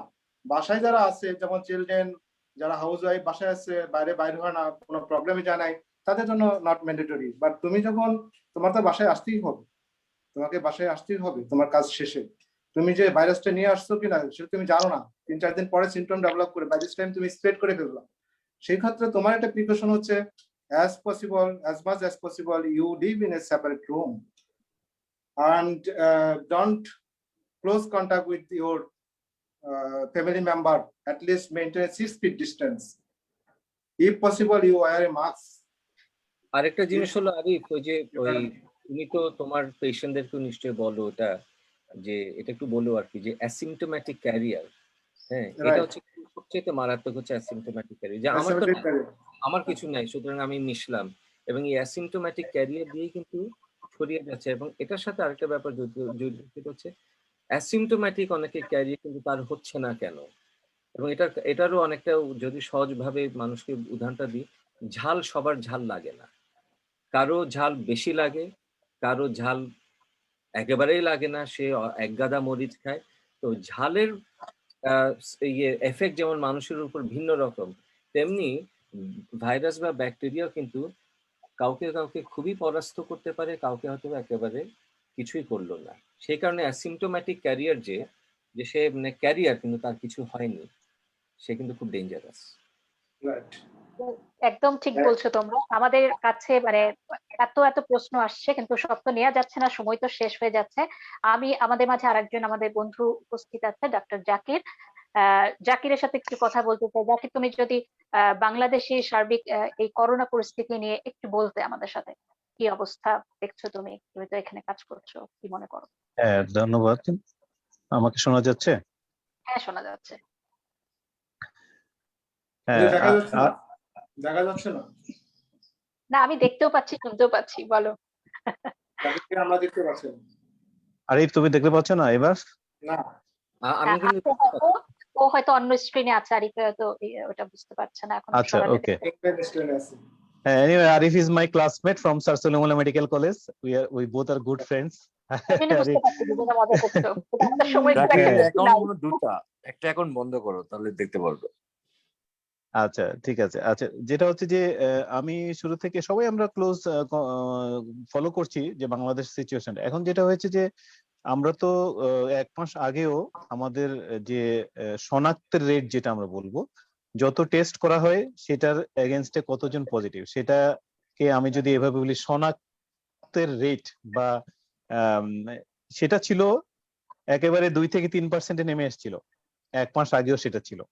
তো যেটা এতক্ষণ আমি আলোচনায় শুনছিলাম, আমাদের বন্ধু প্রসূন বা আরিফ যেটা বলছিল, সাগর প্রথমে বলছিল, আসলে অনেকগুলো ফ্যাক্টরের জন্যই হয়তোবা বেড়েছে। নতুন স্ট্রেনটাকে আমরা বেশি মানে দায়ী করছি, বা আমাদের স্যাররা যারা এটা নিয়ে কাজ করছেন, যেমন গতকাল আতিক স্যার একটা প্রোগ্রামে বলছিলেন।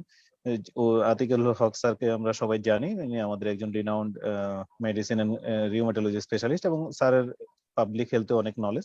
তো স্যারের রেফারেন্স ধরেই বলছি যে যেটা হচ্ছিল যে আমাদের ভাইরোলজিস্ট এবং ইমিউনোলজিস্ট যেটা দেখেছে যে যে অনেকগুলো স্ট্রেন চলে আসছে, কিন্তু ইনফ্যাক্ট ইউকে স্ট্রেন চলে আসছে, ব্রাজিলের স্ট্রেনও চলে আসছে বলে ধারণা করা হচ্ছে, ইভেন সাউথ আফ্রিকার স্ট্রেনও চলে আসছে বলে ধারণা করা হচ্ছে। যার জন্য আসলে ওই যে আমাদের ইমিউনোলজিস্ট বন্ধু প্রসূন যেটা বলছিল যে এই যে আগে ট্রেডিশনাল যেটা ছিল গত 1 বছর ধরে, সেটা কিন্তু অনেকটা কমে গিয়েছিল। আর হয়তো অনেকগুলো কারণ ছিল যেগুলো ব্যাখ্যা করা হয়েছে ইতিমধ্যে। নতুন স্ট্রেনের জন্য এটা বাড়ছে, এবং সেটা বিশেষ করে ইউকে স্ট্রেনের, যেটা ইউকে তে বলা হয়েছিল দিস ইজ 70% মোর কন্টাজিয়াস, যেটা প্রসূন নিশ্চয়ই জানবে, ও ওখানে আছে। তো সেটা কিন্তু খুব দ্রুতই ছড়িয়েছিল, কিন্তু ইউকে কিন্তু যেটাকে আবার দ্রুত নিয়ন্ত্রণে নিয়ে এসেছে। তো এখন বাংলাদেশের সিচুয়েশনটা হচ্ছে এরকম, আমরা দেখছি ঠিকই, কিন্তু গত 1 মাস ধরে, বিশেষ করে লাস্ট 15 দিন ধরে এত র্যাপিডলি বেড়েছে, সেটা যেখানে 2 থেকে 3% ছিল, আজকেরটা আমি লাস্ট দেখলাম 23%। এবং একই সাথে লক্ষণীয় যেটা, যে আমাদের বাংলাদেশেই না, খালি পার্শ্ববর্তী দেশ ইন্ডিয়া, পাকিস্তান বা ইভেন ফিলিপিন্স, এই ট্রেন্ড গুলো যদি দেখি, এই অঞ্চলটাতে এই গত ডিসেম্বর জানুয়ারি নাগাদ যথেষ্ট কম ছিল। একই সাথে শুধু বাংলাদেশ না, আমরা যদি একটু খেয়াল করি, যারা ফলো করছি, যে ভারতেও বাড়ছে, পাকিস্তানেও বাড়ছে, ফিলিপিন্সেও বাড়ছে। তো জানি না ওই যে নতুন স্ট্রেন গুলা এখানে এসেছে, যেটা স্যাররা বলছে এটা ফ্যাক্টর হবে, সাথে কোনো, আমার কাছে ব্যক্তিগতভাবে মনে হয় যে কোনো ক্লাইমেটের, কোনো এনভায়রনমেন্টের কোনো ব্যাপার আছে কিনা, যেটা এই রিজিয়নে আবার করে আমরা আমেরিকাতেও দেখেছি যে সুইঙ্গিং প্যাটার্ন, একবার বাড়লো, ফ্ল্যাট হয়ে গেল, আবার সেটা স্কাই রাইজ, আবার সেটা ফ্ল্যাটেনিং এর দিকে যাচ্ছে। ইউকে তো এরকম ছিল, একটা সুইঙ্গিং ব্যাপার হচ্ছে আর কি। ঠিক তেমনি বাংলাদেশেও সেটা হচ্ছে। তো আমাদের যেটা সিচুয়েশনটা এভাবে যদি বলি যে সারা দেশে বেড়েছে, এটা নির্দ্বিধায় বলা যায়। আমাদের যে আইডিসিআর বা আমাদের যে স্বাস্থ্য অধিদপ্তরের যে ডাটাগুলো আমরা দেখতে পাচ্ছি, সেখানেও দেখা যাচ্ছে যে এটা কয়েকটা সিটিতে বেশি হলেও, যেমন ঢাকা, চিটাগং, রাজশাহী, মৌলভীবাজার, নারায়ণগঞ্জ, এই 4টাকে বা 5টাকে বেশি বলা হচ্ছে, কিন্তু আস্তে আস্তে এটা সারা দেশেই কিন্তু ছড়িয়ে পড়ছে। তো যেটা বলছিলাম যে আমাদের গত 1 বছরে যেটা বেড়েছিল, সেটা কিন্তু এই গত 15 দিন বা 1 মাসের যে বাড়ার যে মানে যে র্যাপিডিটি বা স্পিড, এটা কিন্তু অনেক বেশি। তো আরেকটা জিনিস এখানে লক্ষণীয়, আমি ফলো করছিলাম যে ভারতের ডাটা এবং একই সাথে বাংলাদেশের ডাটা। আমি যদি একটা এক্সাম্পল দিই, যেমন ভারতে আজকে ওদের যে শনাক্ত হয়েছে যত টেস্ট, ওদের প্রায় 15 লক্ষর মতো টেস্ট করা হয়েছে, 15 লাখ প্লাস। ওদের আজকের ইয়ে ছিল 96,000, প্রবাবলি 95,000 প্লাস। তো ভারতে গত সারা বছর ধরে যে ইয়ে ছিল, সেটাতেও কিন্তু দেখা গিয়েছিল যে যখন ওদের পিক ছিল, যে অগাস্ট সেপ্টেম্বরের দিকে, তখনও প্রায় 90,000-এর মতো পিক ছিল, কিন্তু ওদের ডেথ রেট ছিল, ডেথের সংখ্যাটা ছিল প্রায় 1,000, 1100, 1200। কিন্তু এবার যেটা দেখা যাচ্ছে যে ভারতে এবং আমাদের দেশেও যে সংখ্যা যতটা শনাক্ত হয়েছে, সেই তুলনায় প্রবাবলি যে ডেথ পার্সেন্টেজটা একটু কমে আসছে। এটা আমি ফলো করলাম যে ভারতে যেখানে গত অক্টোবরের দিকে যখন 1 লাখের কাছাকাছি ছিল, তখন ডেথ ছিল 1100 থেকে 1200, অ্যারাউন্ড 1000। এবার কিন্তু সেটা 400 থেকে 500। তো এটা আমাদের একটা কিছুটা স্বস্তির জায়গা হতে পারে, যে যদিও ভাইরাসটা খুব বেশি কন্টাজিয়াস, এবং বলা হচ্ছে এটা ইয়াংদেরও বেশি হচ্ছে, যদিও এটা একটু অ্যালার্মিং, কিন্তু ডেথ রেট যদি বলি, যেমন বাংলাদেশে গত কয়েকদিন ধরে 50 এবং তার আশেপাশে ডেথ, মানে সংখ্যা যেটা হচ্ছে, বলা হচ্ছে যে কোভিডে। কিন্তু আমাদের যদি আমরা একটু পিছনে ফিরে যাই, যে আমাদের যখন পিক ছিল গত মে, জুন, জুলাই, অগাস্টের দিকে, তখন কিন্তু আমাদের শনাক্তটা 4,000-এর আশেপাশে ছিল, যেটা আজকে কিন্তু 7,000-এর বেশি। তো 4000 এর আশেপাশে যখন শনাক্ত ছিল তখনও ডেথের যে সংখ্যাটা অফিসিয়ালি বলা হতো সেটাও কিন্তু এরকমই ছিল, 40 থেকে 60 জন। কিন্তু এবার দেখা যাচ্ছে যে আমরা 6000-7000 মধ্যে ঘোরাফেরা করছি গত এক সপ্তাহ, ডেথ কিন্তু দেখা যাচ্ছে ওই যে 50 অ্যারাউন্ড। তো খুব বেশি না হলেও কিছুটা স্বস্তির জায়গা হতে পারে এটা, কিন্তু কন্টাজিয়াস বা ভাইরাসের যে তার স্প্রেডের যে স্পিড এটা অনেক বেশি। তো আসলে এই হচ্ছে সিনারিও এখন, যেটা আমাকে বলতে বলা হয়েছে। সবাই হয়তো এটা ফলো করছো, তো আমি খুব ফলো করছিলাম বলে এটা বললাম। তবে একটা জিনিস আমি বলতে চাই একই সাথে, যে এই র্যাপিডিটি বা যত র্যাপিডলি বাড়ছে, এটা যদি আমরা রিয়েলি আমাদের সবাই মিলে আমরা সচেতন না হই, আমাদের রাষ্ট্রীয়ভাবে, সামাজিকভাবে, ব্যক্তিগতভাবে আমরা যদি সচেতন না হই, আশেপাশের মানুষকে সচেতন না করে, তাহলে কিন্তু এটা অনেক বেড়ে যাবে। তো সেটা আমাদের সবার পক্ষ থেকে যার যার অবস্থান থেকে চেষ্টাটা থাকা উচিত। কারণ আমাদের যে হসপিটালের যে ক্যাপাসিটি, এটা কিন্তু ইউকে ইউএস এর মতো না। ইউকে ইউএস এও কিন্তু হিমশিম খেয়ে গিয়েছে, সারা পৃথিবীর উন্নত দেশগুলো হিমশিম খেয়ে গেছে এত কম সময়ে এত রোগী হ্যান্ডেল করতে গিয়ে। তো আমাদের সবচেয়ে বিপজ্জনক জায়গাটা হচ্ছে ইতিমধ্যেই আমাদের কোনো হসপিটালে সিট নাই বলা যায়। ঢাকায় ম্যাক্সিমাম জায়গায় কোনো সিট নাই, প্রাইভেট বা সরকারি যাই হোক না কেন। সেই জন্য ট্রান্সমিসিবিলিটি যদি আমরা কমাতে পারি, সেই ক্ষেত্রে হয়তো আমাদের হসপিটাল গুলোর উপর চাপটা কিছুটা কমে আসবে, সেটার দিকে আমাদের সবার নজর দেওয়া উচিত। ধন্যবাদ, আমি আপাতত এখানে রাখছি। আমি জাকির, একটু তোমাকে অসংখ্য ধন্যবাদ। হ্যাঁ, তুমি অনেক সুন্দর করে বললে। আমাদের সময় তো প্রায় না, আমি আসছি। আমাদের সময় তো আসলে খুব একটা বেশি নেই। তো আমি এখন দুজনের কাছে যেতে চাই, প্রসূনের কাছেও যেতে চাই, আরিফের কাছেও যেতে চাই, যে তোমরা যদি কিছু বলতে চাও, কারণ আমাদের অনুষ্ঠানটা শেষ করে দিতে হবে আরিফের কথা জাকিরের কথা শুনলে। এখন আমি প্রথমে প্রসূনের কাছে যাচ্ছি, তুমি একটু যদি সংক্ষেপে কিছু বলতে চাও আমাদের বন্ধুদের জন্য। জাকিরের কথার সাথে যোগ করে আমাদের দর্শক বন্ধুদের বন্ধু সবাইকে গুরুত্বপূর্ণ বিষয় হলো ওটাই, যে আসলে এই রোগটাকে ওইভাবে বিচার করতে হবে যে আচ্ছা আমি লাগাম ছেড়ে দিলাম, আমি শিল ছেড়ে দিলাম, আমি সাবধানতা ছেড়ে দিলাম, হলে কিছু একটা হবে আর কি। কিন্তু যেটা সমস্যা সেটা হচ্ছে হাসপাতালের চিকিৎসা কেন্দ্রগুলো এরা কিন্তু সামাল দিতে পারছে না। এবং একটা সাধারণ জ্বর বা সাধারণ রোগ, যেমন যখন কারো টাইফয়েড হয় বা যখন কারো এই ধরনের আমাদের বিভিন্ন জ্বর সর্দি কাশি হয়, সেটার সাথে এটা একটা বড় পার্থক্য হলো, আমি অবশ্য ডাক্তার নই, আমি প্যাথোলজিক্যাল কাজগুলো করি না, আমি হাসপাতালে করি না, কিন্তু বিলেতেও যেটা দেখেছি, কেন কেন বিলেত ইংল্যান্ড এত বেশি জোর দিয়েছিল যে এটাকে কন্ট্রোল করতে হবে, লকডাউনের পর লকডাউন দিয়ে কেন রেটটাকে কমিয়ে এনেছে, যেটা জাকির বলেছে যে ইনফেকশন মানে পজিটিভ কেসেস বেড়েছে, আর তার সাথে মৃত্যুহার কত বাড়ছে, মৃত্যুহারটাও খুব ইম্পর্টেন্ট। সেটা এই কারণে ইম্পর্টেন্ট, সেটা হচ্ছে সাধারণ জ্বর কাশি হলে মানুষকে হয়তো বাড়িতে রেখেই কিন্তু চিকিৎসা করা যায়, কিন্তু এই রোগ হলে মানুষ যখন শ্বাস নিতে পারে না, তখন তাকে শ্বাস দেওয়ার জন্য এই যে আইসিইউ নাই, ইংল্যান্ডেই তো কম, আর বাংলাদেশে তো এর থেকে আরো অনেক কম। সুতরাং যখন আইসিইউ থাকছে না, এমনকি হাসপাতালের সাধারণ বেড যখন দিতে পারছে না, তখন এই পেশেন্টরা, এই রোগীরা কোথায় যাবে?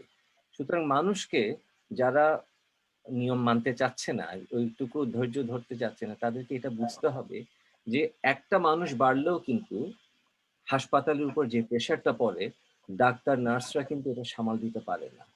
এবং একটা দেশের কিন্তু সরকার বা সরকারি ব্যবস্থা বা বেসরকারি ব্যবস্থা কিন্তু they cannot create this environment, they cannot increase the capacity, যে ক্যাপাসিটি আছে অলরেডি তার থেকে বেশি ক্যাপাসিটি কিন্তু তারা তৈরি করতে পারছে না।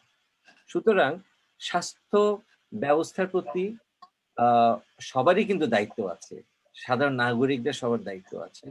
এজন্য তোমরা সবাই নিজেদেরকে সাবধানে রাখার মাধ্যমে দেশের স্বাস্থ্য ব্যবস্থাটাকে তোমরা রক্ষা করো। এই জন্য বিলেতে যেটা বলছে, সেভ দি এনএইচএস, হেল্প দি এনএইচএস, মানে ন্যাশনাল হেলথ সার্ভিস, যে এনএইচএস কে তোমরা সাপোর্ট করার জন্য তোমরা নিজেদেরকে রক্ষিত রাখো, সুরক্ষিত রাখো, কোভিড আক্রান্ত হয়েও না। তো এই মেসেজটা আমি আমাদের দেশের সবাইকে দেবো আর কি, যে তোমরা ডাক্তাররা যেটা বলছে সেটা তোমরা মেনে চলো দয়া করে। ধন্যবাদ প্রসূন, তুমি খুব সুন্দর করে বললে। এখন আমি ডাক্তার আরিফের কাছে যেতে চাই। আরিফ, তুমি যদি কিছু বলো, কারণ আমাদের একদম অনুষ্ঠানের সময় শেষ, আমরা তারপরেও একটু চালিয়ে যাচ্ছি কারণ অনেক মানুষের জানার ইচ্ছে করোনা সম্পর্কে, এবং আমার মনে হয় আজকে যারা দেখছে, আমাদের যত বন্ধুরা, সবাই খুব উপকৃত হবে তোমাদের কথাগুলো শুনে। তুমি একটু বলো কিছু যদি বলতে চাও। Thank you very much for passion sharing. আমি সকল বন্ধুদের, সকল দেশবাসীকে করোনা মুক্ত হোক, আমরা এই মহামারী থেকে কাটিয়ে উঠি, এটাই প্রত্যাশা করি, প্রার্থনা করি। বন্ধুদের জন্য যেমন করি, সাধারণ পিপলদের জন্য তাদের তেমন করি। সবাই আমরা বাংলাদেশি, আপাময় সারা সারা বিশ্বই আমরা মানুষ। সবার জন্য আমি সুস্বাস্থ্য কামনা করি এবং প্রোটেকশন ব্যবস্থা ইন্ডিভিজুয়ালিস্ট। আমি যেটা বলতে চাচ্ছি মেসেজ, প্রোটেকশন প্রসেস ইজ ইন্ডিভিজুয়ালিস্ট। তুমি দেখতেছো যে হ্যাঁ, একটা লোক তোমার খুব ক্লোজ চলে আসতেছে, তুমি হাঁটতেছো বা ফ্লোরে দাঁড়িয়ে আছো, you make yourself aware. তুমি তোমার ক্লোজ থেকে 6 ফিট দূরে চলে যাও। You wear the mask all time in outside, and if you work in the critical or suspected or high risk area, you put on mask in the home also. সেটা message. Public awareness বাড়াইতে হবে, পাবলিককে counselling করতে হবে, এটার ভয়াবহতা কি সেটা বুঝাইতে হবে। আবার প্যানিক হলেও হবে না মানুষকে, যে এটার ডেথ কিন্তু অন্যান্য ভাইরাসের চাইতে, অন্যান্য প্যান্ডেমিক সিচুয়েশন চাইতে কম। আমি একটা এক্সাম্পল দিয়ে শেষ করতে চাই। 1972 I was affected by smallpox. You know the Guti Basanta? That is eradicated. 1988, declared by WEC. I was the victim that I am bearing the Guti Basantar সাপ নিয়ে বেড়াচ্ছি। আমার মুখে 313টা দাগ আছে। কটা দাগ আছে? 313টা স্পট আছে আমার মুখে। এটা আমার একটা ফ্রাস্ট্রেশন ছিল। আমি গুটি বসন্তের এই দাগগুলা নিয়ে চলতেছি ছোটবেলা থেকে। আমি প্লাস্টিক সার্জারি করে বড় হলে এটা চেঞ্জ করে ফেলবো ফেসটা, বাট এখন আমার বউ অ্যালাউ করতেছে না। এনিওয়ে, আমি যে প্যান্ডেমিক ভাইরাস থেকে আমাকে আল্লাহ সেভ করে দিছে, আল্লাহ সেভ করছে অফকোর্স। আমি I was about to die. তখন এই গুটি বসন্তের ডেথ রেট ছিল কত জানো? মৃত্যু হার ছিল 40 থেকে 50%। বাট হোয়াট ইজ কোভিড এর ডেথ রেট কত? Mortality rate 2 to 3%, in some extent some country it is 5%, not more than 5%. And কারা মারা যাচ্ছে? Those who are elderly patient, those having the comorbidity, diabetes, kidney disease, অথবা immune suppression কোনো ওষুধ খাচ্ছে, immune suppression কোনো disease আছে, তারা বেশি মারা যাচ্ছে। সো আমাদের হোপলেস হলে হবে না, আমাদের আশা থাকতে হবে, আল্লাহর প্রতি ঈমান রাখতে হবে। সাইমালটেনিয়াসলি আমাদের প্রোটেকশন, পার্সোনালাইজ প্রোটেকশন এনলিস্ট করতে হবে। That is my message. Thank you very much. অনেক ধন্যবাদ আরিফ। আমাদের আসলে অনেক কিছু জানার ছিল, মানে হার্ট ইমিউনিটি, তারপরে আরো কিছু মেডিসিন নিয়ে আমার কথা বলার ইচ্ছা ছিল, কিন্তু সময় আসলে একদম নেই। এই জন্য আমার মনে হয় আমাদের বন্ধুদের আরো জানার অনেক আগ্রহ আছে কোভিড নিয়ে, এবং এই জন্য আমরা চিন্তা করেছি আমাদের যে নেক্সট প্রোগ্রামটা থাকবে COVID-19 নিয়ে, এটা শনিবারে হবে। এখানে গেস্ট থাকবে doctor Mushfiq, internal medicine specialist, আর ইউএসএ থাকে, সে ওখান থেকে যুক্ত হবে। আর একজন বন্ধু থাকবে doctor Sajjad, ICU expert, BSSS MU ওখান থেকে। তো আর উপস্থাপনায় থাকবে আমাদের আরেকজন বন্ধু জামিল। তো সবাইকে, যারা আজকে আমাদের সাথে আছো, সবাইকে আমি অনুরোধ করব, তোমরা আমাদের এই পরবর্তী অনুষ্ঠানেও থাকবে, সেখানে কোভিড এর অন্য দিকগুলো নিয়ে আলোচনা হবে। আর কোভিড যেহেতু চলছে, এটা একটা সময় উপযোগী আসলে আমাদের একটা বিষয়, এবং আমাদের সবার জানার অনেক আগ্রহ অনেক কিছু নিয়েই। তো আমরা চেষ্টা করবো আরো হয়তো কিছু প্রোগ্রাম করার কোভিড নিয়ে, এবং হয়তো প্রসূনকে, ডাক্তার আরিফকে আবারও আমাদের মাঝে পেতে পারি, আর ডাকতে পারি, এবং আমরা আড্ডা দিতে দিতে অনেক কিছু জেনে নিতে পারি আমাদের বন্ধুদের কাছ থেকে।